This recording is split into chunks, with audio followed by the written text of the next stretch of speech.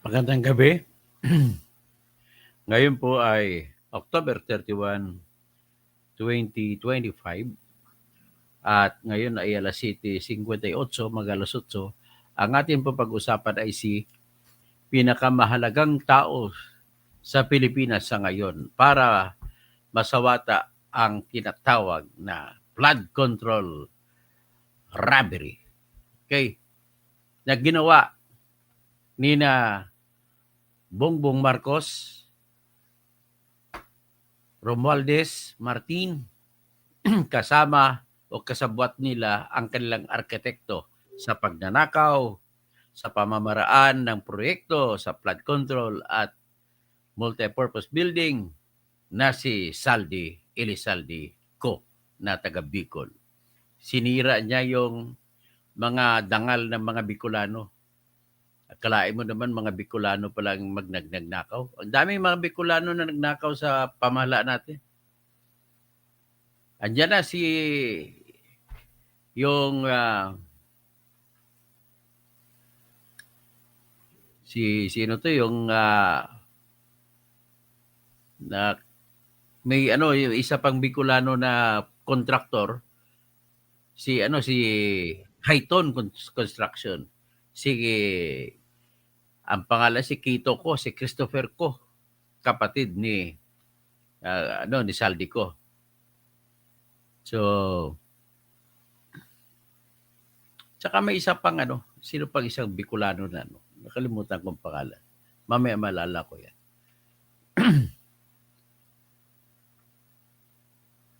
So anyway, ang importante na pinakamalaking ebidensya sa ngayon na makunbik si Saldico at saka si Romualdez sa sala muna na bribery, pati si Eric Yap ay walang iba kundi si Orly Regala Goteza na isang taga Sariaya, Quezon Province, at siya ay retiradong Marine Sergeant. At siyempre kilala naman natin ang mga Marines eh. Mga matataas po ang uri ng kanilang ng kanilang tinatawag na reputasyon pagdating sa pagsasabi ng katotohanan. Matanda natin ang tawag na reputasyon pagdating sa pagsasabi ng katotohanan. Matandaan natin na nagtumistigo si Gutesa sa Senado, parang surprise witness siya ng ni Marcoleta, na kung saan ay nilahad niya ang lahat na mga katotohanan na nangyari, na isa siya sa mga 19 na security detail na napunta ron naka-assign kay Saldico, na kung saan nag-umpisa siya ng duty ng December 5, 2024. Ibig sabihin, hindi niya alam ang nangyari bago yung petsa na yan. Pero sa petsa na ito, ay alam niya ang nangyari towards the 2025. Sayon sa kanya, nung mula na nag-duty siya dyan, 3 beses sa isang linggo, minimum yan, may naghahatid ng mga mali-maleta na pera. At ang maleta na dala ay yung malaking maleta, na ang laman ay 48 hanggang 50 million ang isang maleta. Tandaan ninyo na yung 1,000,000 piso na tag 1,000 ay 1 kilo ang bigat. So, ibig sabihin ng isang maleta, ang bigat nun ay 50 kilos, isang sakong bigas. So, 3 beses isang linggo, at hindi niya makalimutan nung naghatid ng 46 na maleta na puno ng pera. Ito si Congressman Eric Yap, na congressman siya dati ng Ako Bicol Party List. Sa ngayon po ay congressman siya sa regular district diyan sa Lone District ng Benguet Province. At bakit naman siya kaya magdala ng pera? Ng 46. Galing po yun sa Region 1. Pag Region 1, sinabi mo Ilocos Region. Sakop po yan yung Ilocos Sur, Ilocos Norte, Pangasinan, La Union, nasa Abra. So, yan yung mga Pangasinan. Yan ang mga probinsya ng Ilocos Norte at saka Region 1. Ngayon, La Union kasama rin. Nakita po natin sa expose ni Senator Panfilo Lacson at sa mga sinampa na kaso nila ni Vince Dizon, lumalabas po na yung Silver Wolves na construction firm ay pag-aari pala nila ni Eric Yap at saka ni Edvic Yap. At lahat ng mga proyekto, mga pakunwari lang, yung mga proyekto na ginawa sa Bawang La Union ay may mga tubo na fake. Yun yung mga kontrata ng Silver Wolves na mga construction firm ng mga ni mga Yap brothers. So, kung naghatid siya ng pera, 46 times 48 million, multiply natin.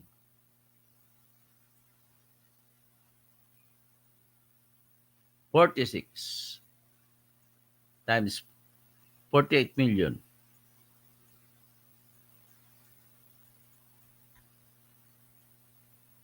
$2,208,000. 2,208 million ang laman. Bakit ganun karami? Saan magaling yun?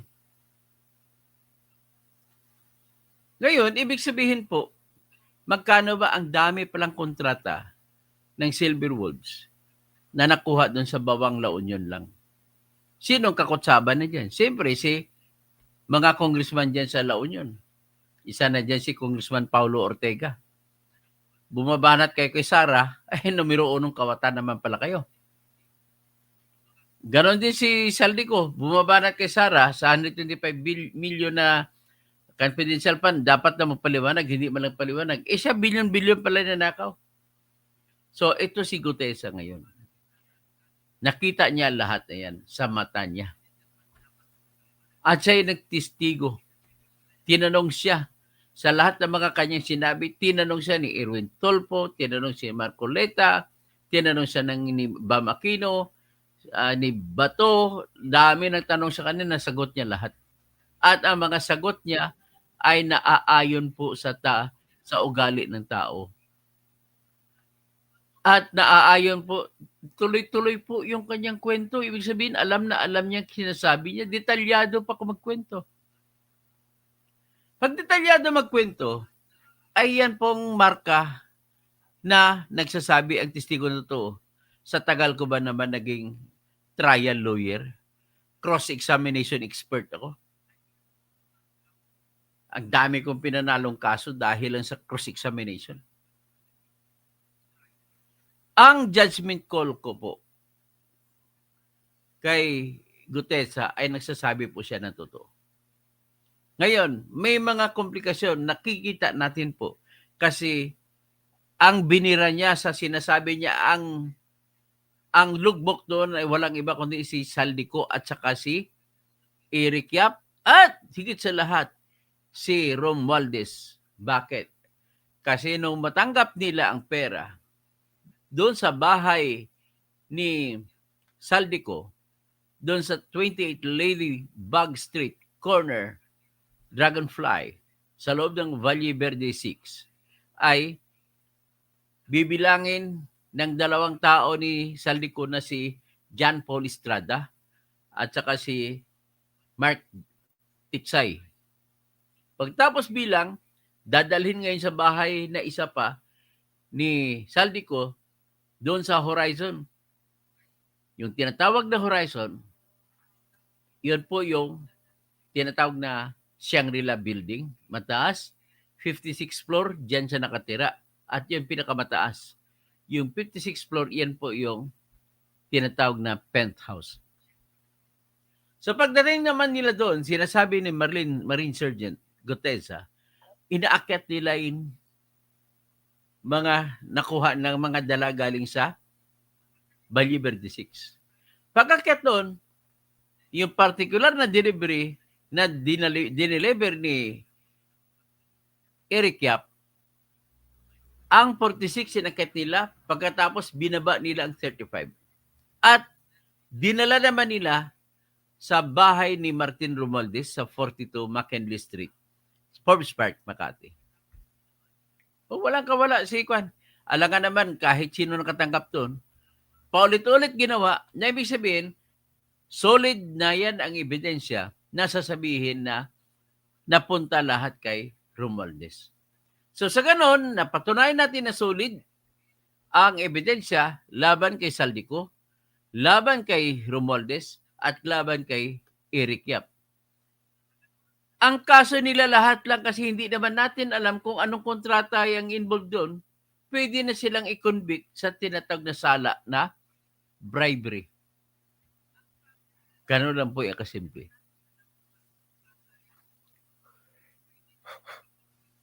Ang ibig sabihin po, kung lalabas labang si Gutesa, tapos ng laban. Ngayon, sinisira siya. Ang unang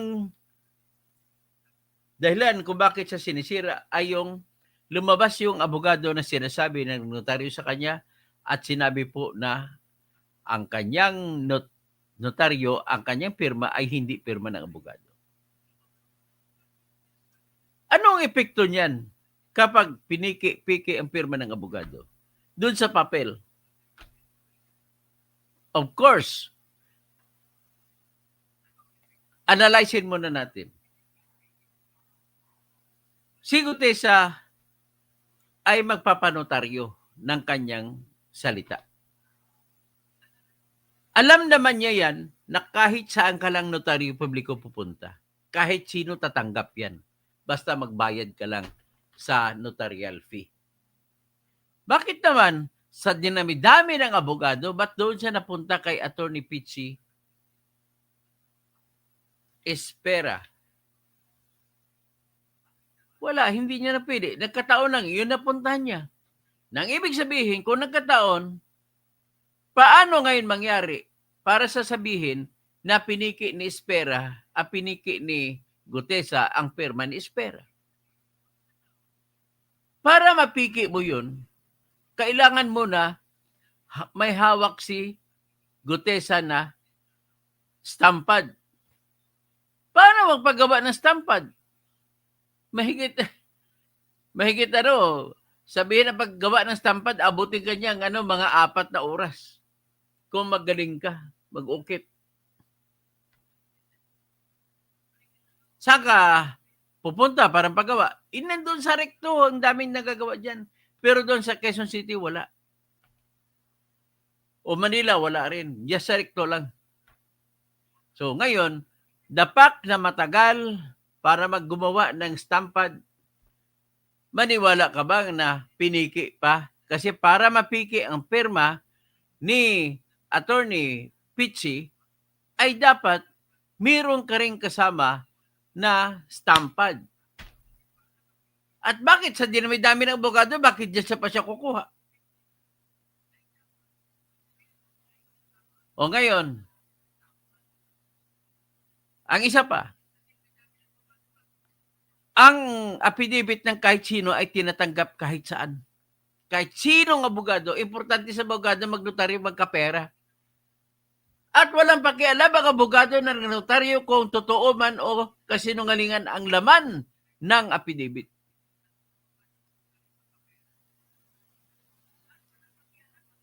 So ngayon, ang katotohanan ng buhay, alam ni Lisa Santos yan.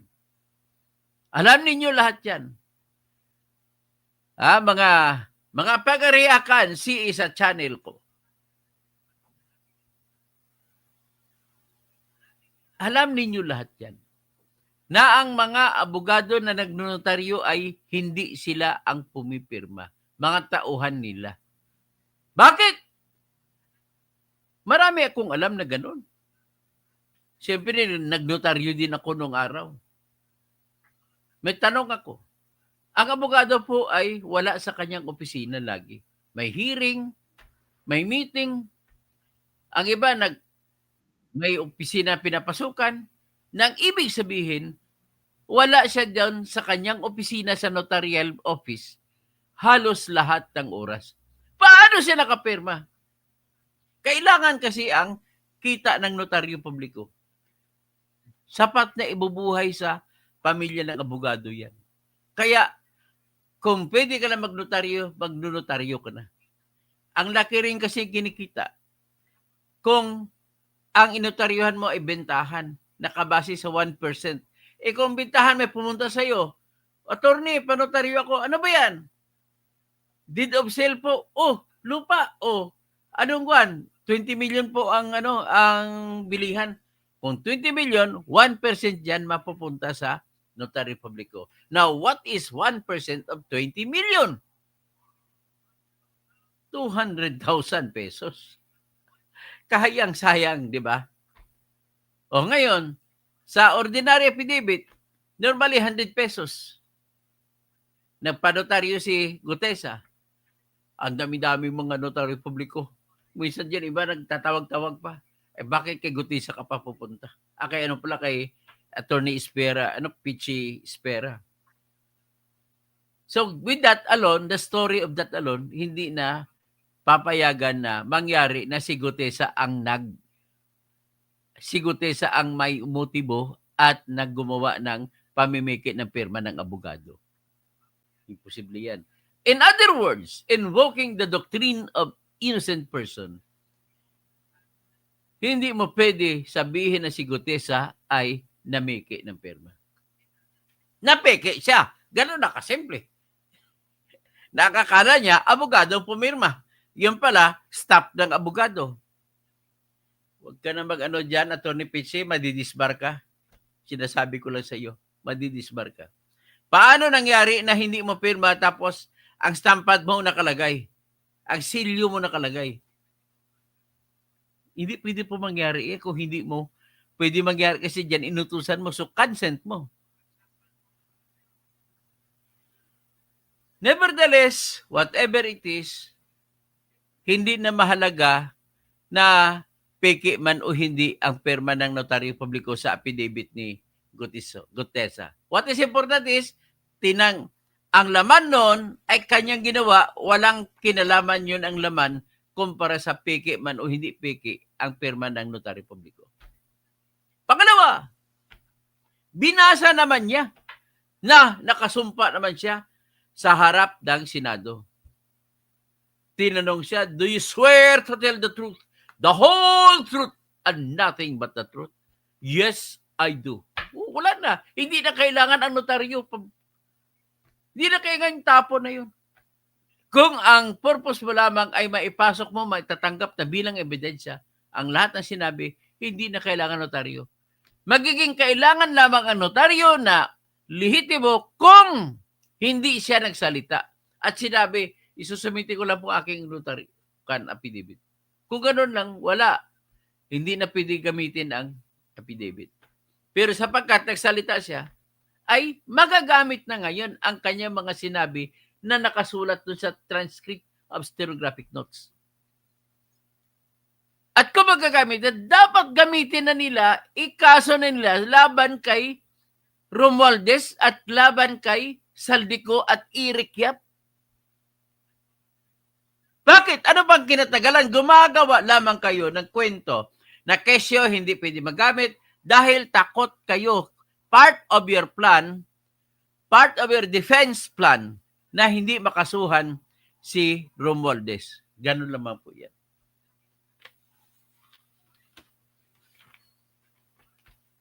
Ngayon, ito, pakinggan natin si dating Justice Antonio Carpio. Ngayon, pakinggan nyo na rin siguro mamaya may makikita ba tayo dito? Ang sinabi naman ni Ranhilio Aquino na Dean ng College of Law, graduate College of Law ng San Beda University.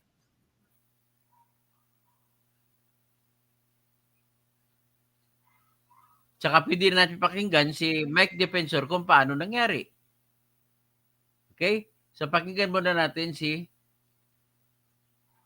dating Justice Antonio Carpio. Sa interview ni Christian Esguerra. Christian, hiramin ko muna yung ano mo. Hiramin ko muna yung interview mo. So, it's not a public document kasi pag well, that means yung subscribe and content, yung mga Yan, umpisa natin. subscribe and sworn to before me. Ang sagot, sumasagot siya ang tanong ni Christian Esguerra, ano mangyayari sa affidavit na pinirmahan ni Gutesa kung totoo naman hindi pala pirma ng abogado yung notary publiko. Itong sagot ni Justice Carpio. Humarap ka sa isang notary public at pinapacertify mo na ikaw yung pumirma. No? Now, ang charge sa kanya, yung falsification, no? Ang hindi naman finalsify yung kanyang salaysay, yung content, yung mga sinabi niya doon sa affidavit niya. Ang na-falsify yung signature at saka yung jurat ng ng notary public, yung subscribe and sworn to. Ang sinasabi ng RTC court, falsified yung signature. So ang tanong, ano ang epekto nito if the signature or if the signature of the notary is falsified? Well, that means he did not appear before that notary. He did not swear that he was the one who signed that, no? Yun ang meaning yan. So, it's not a public document kasi if you have it notarized, it becomes a public document. There is a officer of the court who says, ikaw yung pumirma, no? So, but does that, dito, sige po, go ahead. Assuming falsified yung notarization, ang epekto niyan, baliwala yung notarization. It's as if it does not exist. Pero yung salaysay niya, yung content, yung sinasabi niya doon sa affidavit, hindi apektado yan. In-affirm niya yan eh. In-affirm niya under oath. He was under oath sa Senate and he affirmed his affidavit. Ngayon, so we have to separate the two, no? Ngayon, ang tanong, bakit siya ba ang nag-falsify? Alam mo, to falsify the notary, dapat bumili ka pa ng notarial seal. That's about 1,000 to 2,800 pesos para magkaroon ka ng seal, yung siniseal mo yung paper, no? Tapos bibili ka pa ng stamp na notary public, so and so, until so and so. So, if you want something notarized, it's cheaper to just go to a notary public. Di ba? Mas mahal yung gagastusin mo if you falsify the notary public, the signature. Kasi ano yan may notarial seal yan eh. So, I have my doubts whether he himself falsified it. So what are the possibilities? Well, ang dami dyan, you go to the city hall sa kung saan na kanto, you can see a notary public there, no? And hindi mo sigurado kung totoo o hindi yan, no? That's one. It could be somebody pretending to be the notary public.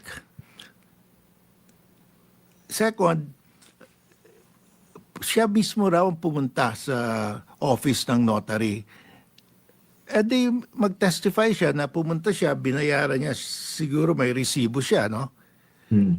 dito naman sa madami ng kaso ito, ang pumipirma yung secretary lang ng notary public, no? So Yeah. the it's for me it's really hard to believe na siya mismo nag-fake dahil gagasto ka ng todo eh. I mean, what for? No? Umanap ka na lang, madami namang notary public sa sa City Hall or sa Hall of Justice, no? So, yun ang ano. But anyway, he already reaffirmed that sa Senate under oath. So, to rebut that testimony of Gutesa, they have to come out with contradicting evidence or testimony, no? But the falsification of the notarization, I believe, will not affect the content. O, klaro ah. Kasi he can always It will affirm. not affect the content. Tsaka, it's hard to believe that he will falsify it himself. It's a tedious process. Mas madali pumunta ka na lang doon sa isang notaryo, magpa-notarize ka. Mas cheaper pa. So, I think there's more to this, no? Than meets the eye. Yun lang. Okay. Sige. Yung rin po inisip ko ng una, no? So, buti na sagot yun na rin po yung tanong na yun. Kung merong epekto yung falsified na Okay, tanggalin natin yan. What is important is very clear. Hindi naapektahan ang laman ng sinabi ni Gutesa. Unang-una, nagtestigo na siya, nagsalita na siya, so hindi na kailangan ng papel. So, katotohanan lumabas at siya ay i-scrutinize pa. Tumayo pang kanyang testimonya kasi in-scrutinize pa. Tapos ang ganyan. So, kailangan po natin ang testimonya talaga dapat ginamit na ito ng ICI ang testimonya ni Gutesa para makapagsampa, para lumakas ang kasong sinampa nila laban kay Saldico. Ang problema lang, bakit hindi nila sinampahan si Romualdez na sapat na yung ebidensya na yan? ICI, bakit hindi sinampahan ng kaso si Romualdez? Sapat na yung ebidensya, kahit bribery labang, pwede na yun. So, okay, pakinggan natin ng ating si Kwan. Siguro sariwain natin yung mga sinabi na kung paano tumistigo siya, no? Pero tingnan muna natin si Saldico. Ayan o, yung gago. Makita nyo mo lang. Gusto ko makita nyo, sampalin nyo, ha? Yan, ito. Kung makita nyo sa ito, sampalin nyo.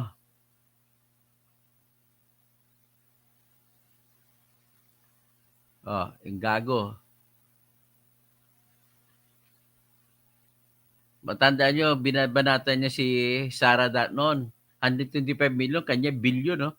Ang kinita niya pala, 1,171,477,079 pesos. The estimated wealth of former Ako Bicol Party List Congressman Elizalde Salcido Co is approximately 1.17 billion US dollars. Grabe. Grabe. Oh, tingnan mo ka para masampal ninyo. Tapos, ito mas maganda, sarap-sarap balikan itong mga kwento naman ni Gutesa kung paano nangyari.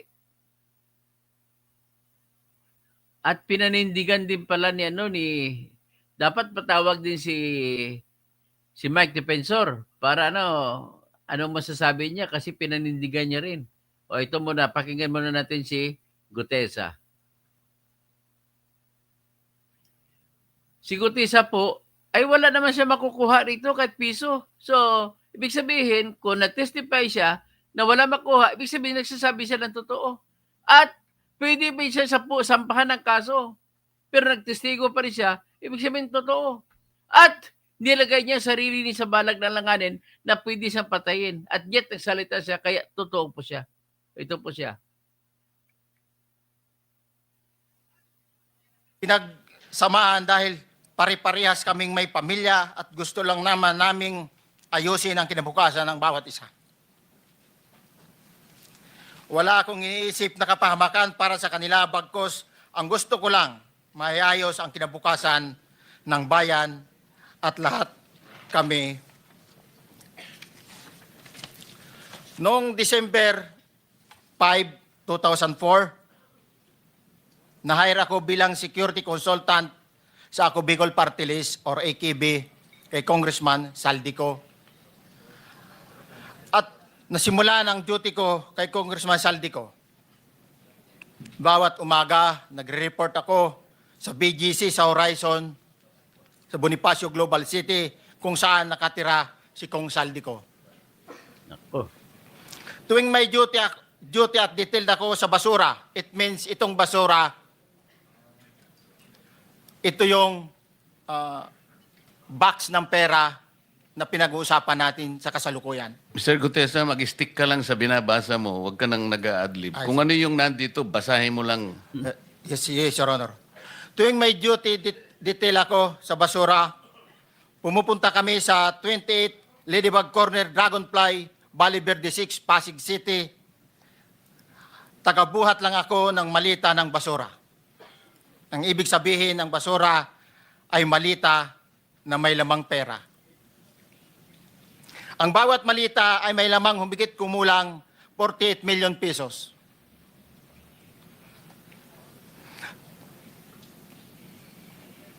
Ang bawat malita ay may post-it na nakadikit na nakasaad kung magkano ang laman ng bawat malita. Tuwing may duty detail sa basura, may pumupunta na tao na magdi-deliver ng basura at nire-receive ni John Paul Estrada at Mark Tiksay. So, sino si John Paul Estrada? Yan yung bata ni Saldico na ikinasal sa Manawag, Pangasinan, taga Manawag. At ang asawa niya ay niregaluhan niya ng Mustang. 5 million ang Mustang. Grabe. Ang mga executive assistant ni Congressman Saldico at sila ang mga detailed sa mga ganyang activities. Ang mga nangyayari kapag duty kami sa basura, kalimitang dinadala sa bahay ni Congressman Saldico sa Valle Verde 6 at tinatanggap naman ni Mark at ni Paul. O, patango-tango Pagkatapos siya, no? naming may Henry baba ang Alcantara, nasabing basura, patango siya. ipinapasok sa bahay ni Congressman Saldico sa Valle Verde 6 at binibilang ni Mark at ni Paul. Alam ko na ang laman ng Mark at malita Paul, ay kung pera Paul Bisi, sapagkat nakita ko si Henry Paul Alcantara. na binuksan ang malita at inilabas ang laman para bilangin. O, yan ang paggagano'n si Henry Alcantara. Ang Totoo. isang ehemplo na nagdala ng pera ay si Congressman Eric Yap ng AXIS Party List. 46 na malita ang dala niya sa bahay ni Congressman Saldico sa Valle Verde 6. Pagkatapos mabilang, isinakay namin sa mga sakyang patungo sa Horizon Residence sa Taguig. At dumiretso kami sa basement upang may baba ang nasabing basura. Bago ibaba ang nasabing basura, ito, Merong napuputol sa binabasa mo eh. Huwag kang magmadali. Huwag kang magmadali. naputol na, Ulitin mo yung paragraph 20. wala na akong, hindi ko makita na putol na siya.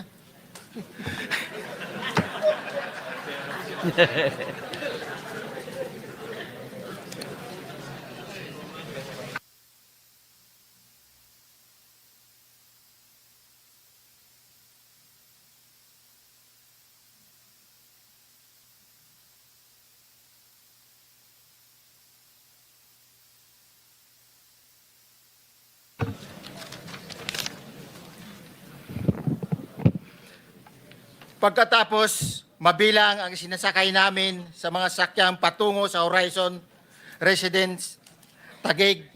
Pagdating sa Horizon Residence, dumidiretso kami sa basement upang maibaba ang nasabing basura at dalhin sa unit ni Congressman Saldico sa 56th floor sa nasabing lugar Grabe ah. kung saan siya nakatira. Penthouse. Bago ibaba ang nasabing basura, ito ay bawas na Halimbawa, nag-akyat kami ng 46 na malita. Grabe. Ibababa lamang namin ay 35 malita para i-deliver sa bahay ni House Speaker Martin Romualdez sa 42 McKinley Street, Taguig.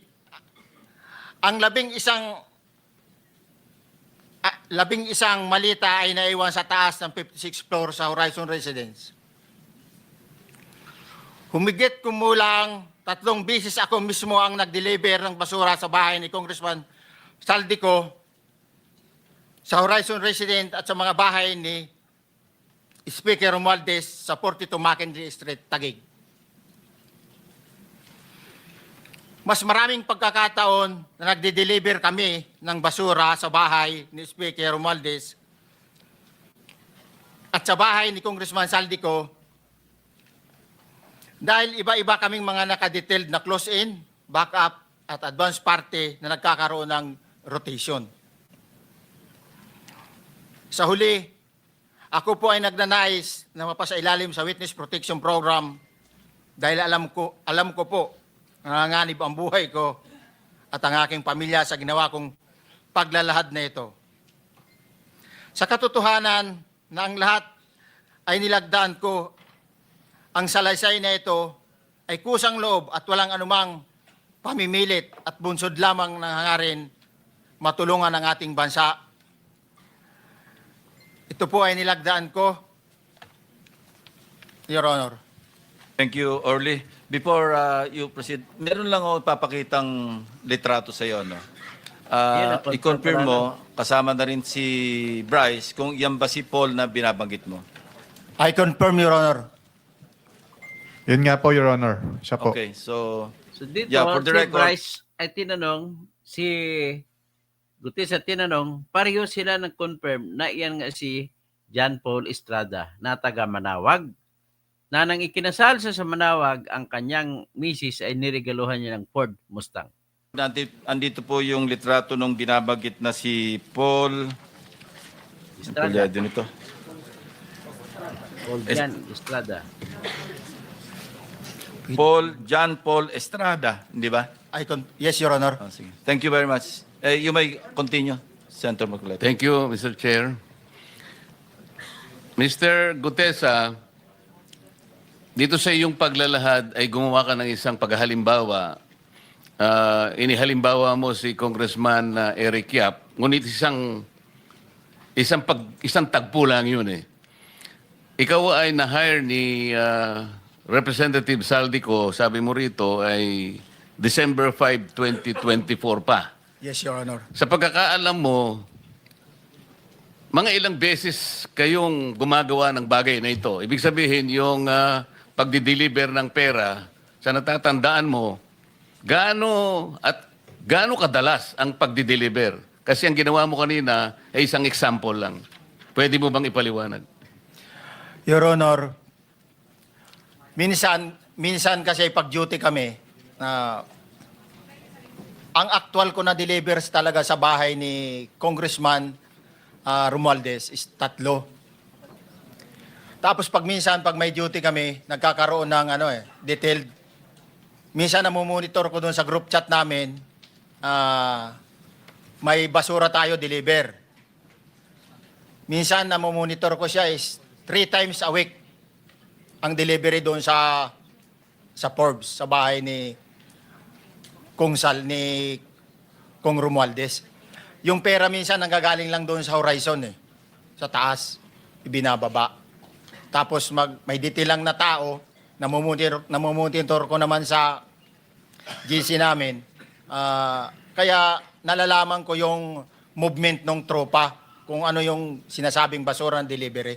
Your So Honor. yung delivery o yung movement ng tropa nagaganap average 3 times a week. 3 times a week, Your Honor. Nagsimula noong December 2024. Yes, Your Honor. Hanggang ngayon ba ay naglilingkod ka pa kay Representative Saldico?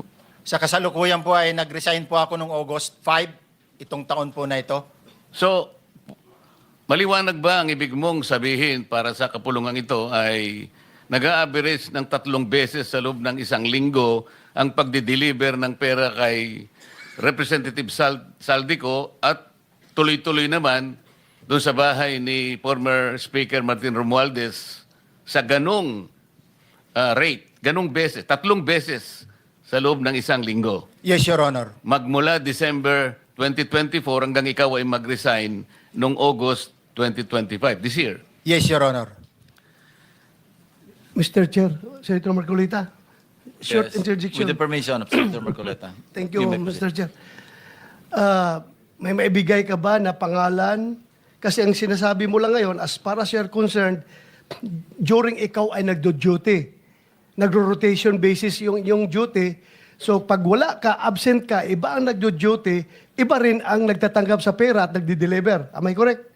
Senator De La Rosa, may I just remind you na isang follow-up. Pero kung gusto mo ituloy at pahig si Senator Marcoleta, naka-charge sa oras niya, yung mga susunod na tanong. Okay? Okay lang.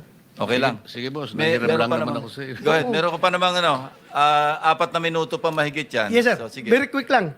So, pag hindi ka duty, may ibang nag-deliver ng pera kay Saldico at kay Speaker Romualdez. Pag nangyayari yan, sir, pag hindi ako duty, may makadetail talaga sa basura na yan. Pero ang authorized lang na mag-deliver at mag-receive niyan is yung 2 tao na binanggit ko, which is John Paul Estrada and Mark Tiksay. Okay. Thank you, Mr. Chair. Thank you, Senator Marcolita. Mr. Gutesa, sa panig ng pagdi-deliver sa bahay ni former Speaker Martin Romualdez, sinong tao ang nagre-receive? Sa mga ganun, sir, ang may contact, Your Honor, is yung si Paul at si Mark lang ang may contact doon sa receiver. So pagdating doon, nakabukas na yung gate doon sa Forbes, pumapasok na lang kami. Then pag nabuhat na namin yung mga malita na ibaba na, so lalabas na kami. Wala na kaming basta may deliver lang namin yung mga basura doon sa bahay, wala na kaming noon, Your Honor. Alin-aling bahay Yung ang 42. pinagdi-deliveran mo sa panig ni former Speaker Martin Romualdez? Yes, Your Honor, yung 42, yung dito sa may Forbes Park. Yun lang? Wala nang iba? Mayroon pa yung bagong nakaraan doon sa 19 Nara, yung dating bahay ni Michael Yang. Sa pagkakatanda mo, mayroon pang ibang lugar na kung saan nagdi-deliver kayo? Sa Aguado, dyan sa Malacanang. Aguado? Excuse me, Senator Marcoleta. Sino Michael Yang? Yung dating sa Pugo yata yon, Sa? yung dating sa Pugo. Yung Michael Yang. dating bahay ni Michael Yang. Dating bahay. Yes, Your Honor. Okay, thank you. Ibig mo sabihin, nabili ni Speaker Martin yung bahay ni Michael yan? Allegedly, Your Honor. Pero paano mo alam na bahay ni Speaker yon? Kasi doon na nagde-deliver yung tropa nung hindi na nagde-deliver doon sa 42, Your Honor. Ngayon, sinasabi mo meron kayong chat. Nagagamit mo yung chat para ma-monitor mo yung rate ng delivery at kung sino-sino yung nagdi-deliver? During the time nung nandoon pa ako, Your Honor. Mr. Chair, salamat po at baka Yan. meron po pong Thank you. gustong Yeah, itanong ating may mga kasama. papakita pa ako isang litrato pa, Litrato, no? pa-confirm Identify lang. mo lang siya. Sino yan? Mark Tiksay, Your Honor. Meron pa ba nakakakilala sa kanya bukod sa'yo? Dito? Wala. Nabanggit kasi ni Engineer Alcantara rin dito eh. Sa salaysay mo noong September 23, sinasabi mo, hindi ko po siya na-meet during pagdadala. Ang tao niya po ay may alias lang na Paul at Mark. Na-meet mo ito si Mark, Engineer?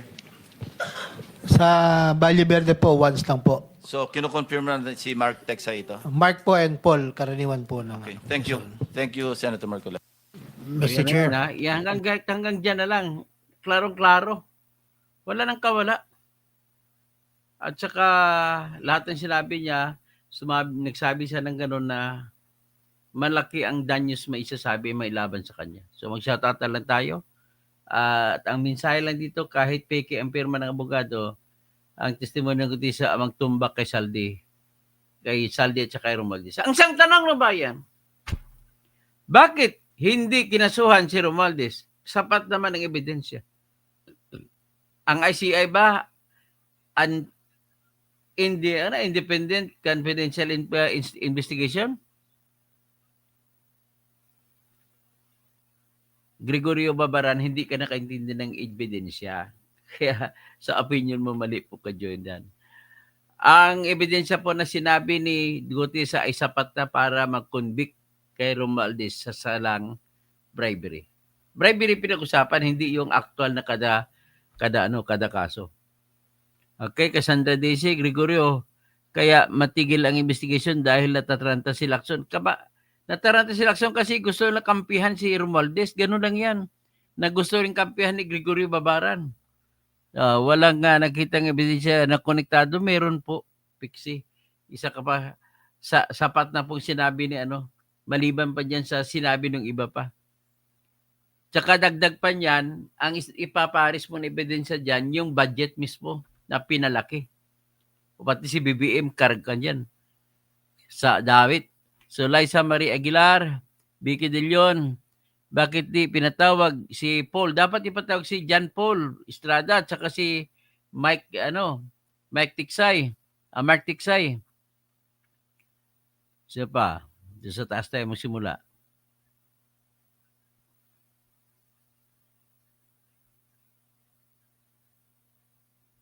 So, shout out kay Emeline Kermit. Good evening.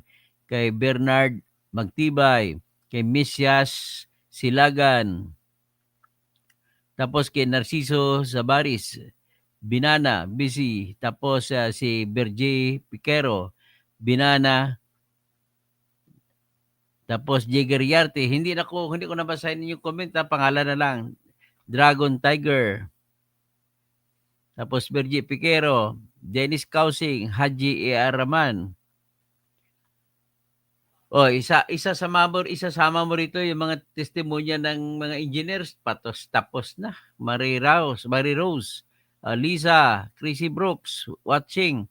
Edgar Nacion, Danilo Thailand, Naimbang Rabi, Marie Rose. Napaka-obvious naman po na pilit nila nililigaw ang isyo para masave ang mastermind. So, bordado, sir, makaalaman na pag na-cross-examine yan.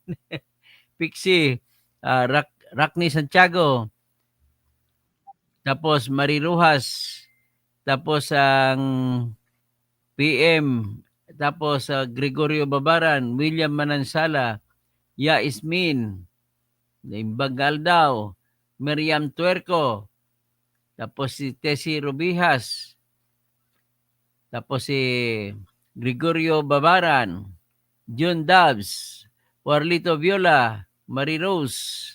Tama, si Atty. Makalintal. Sinyalis niya ng pirma kasi sa kaso na hinahawakan ni Atty. Makalintal. Pareho din ang pirma ni Pichiros. Espera, at saka yung pirma niya sa kanyang affidavit sa mga kalaban niya. Ibig sabihin, ganun talaga yun. Rolando Hoxon, Atty. Kasing Korikagid, ang testimonya ay totoo. Jegeriarte Iglesia naman, wala naman, wag na tirahan ng simbahan. Gregorio Babara, palagay ko may scriptwriter ng Sigutisa, hindi naman. Mahirap yan. Tinanong na nga siya nila ni sa mga senador, tumatayo pa rin mga sagot niya Tama Marie Rose Gutesa took an oath. Ayun. Pinky Lacson, iyak na naman si Pixie. Pixie, iyak ka muna. Totoo, hindi nga si Gutesa ang gumawa. Hindi. Kwento mo lang yan. Paano mo lalaman na hindi siya tuwid-tuwid ng sagot niya kung tinatanong Gusto mo sabihin mo siya hindi siya gasulat. Tuderico Grambao, hindi nga pwedeng sampahan dahil hindi iyon ang utos ni Bangag Marcos. Maliwanag na panliling lang ginagawa nila. Pinky Lacson, Melon SJ, maayong gabi, Engineer Toto, bakit kaya si Lacson ay di makamubuon si Lacson. Gregorio Babaran, tapos Teresa Spiridon, dapat dagdagan ng mga resibo at ilang witnesses. Marami pero po, okay na po yan. Sapat na yung makatayo sa korte. Berje Piquero, Shirley De Jesus, Pexi, tapos si Jovencio Buntua, tapos si Jigger Yarte. Si Gutesa parang binabayaran lang na halatang halata. Ah, ikaw naman talaga, Jigger Yarte, walang kwenta sinabi mo. Danilo Thailand. Burutsa Barutso. Cassandra Daisy. Tapos Vic Dilion. Tapos si Gregorio Babaran, putok na script. Script ko lang na script. Ang hirap nga magdepensa, hindi mo kaya nanginginig ka dyan pag script. Hindi po pwede mangyari yan. Kabado si Pinky Lacson, Cassandra Daisy, Burutsa Barutso, Esteban Wakdagan. Bakit kasi hindi tumigil ang mga kumi-question? Randomly. Tapos Ildefonso Amores, Cassandra Daisy, Vic De Leon pala. Tapos Pixie, Gregorio Babaran. Tapos Cassandra Daisy ulit, no? Gregorio Babaran, Pixie. Tapos Cassandra Daisy, Burutso Barutsa. Si Gregorio Babaran, Pixie, Andrew Escalante, Vic De Leon. Gregorio Babaran, Cassandra Daisy, Jos A, Pixie, Vic, Liza Marie Aguilar, Andrew Escalante, Mary Rose, Lane Chua, Jandis Baptist. Bakit kaya para mainit? Gregorio, tapos Ginalyn Isaac, Joffrey, Liza Marie Aguilar, Vic De Leon, Jos A, Gregorio Babaran, Pixie, Bing Liwag, Ikulong Amanda Rambong, Marilyn Bondok, Cassandra Daisy, tapos Rosa Ang, Pixie, Rosa Sang pala. Gregorio Babaran, Denby Ilacion. O, yan lang po. Magandang gabi po.